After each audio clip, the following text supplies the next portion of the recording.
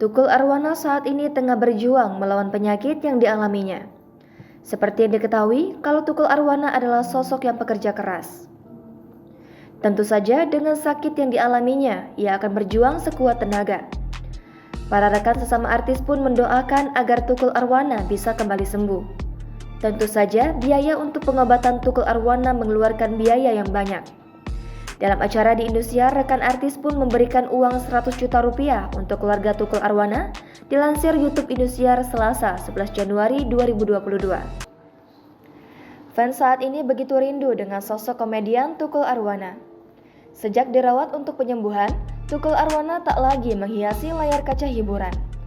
Seperti yang diketahui, kalau Tukul Arwana tengah mengalami pendarahan otak dikarenakan hipertensi. Kehidupan Tukul Arwana juga dibatasi dengan tak sembarangan bertemu banyak orang karena sakit yang dideritanya.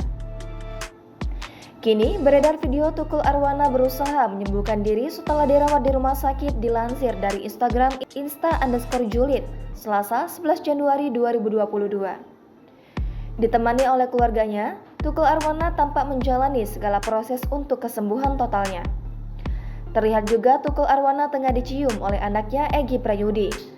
Ada juga momen Tukul Arwana tengah duduk di kursi goyang. Walaupun tengah sakit, Tukul Arwana mencoba untuk tersenyum dan semangat menghadapi penyakit. Ada juga momen saat Tukul Arwana disuap oleh keluarganya.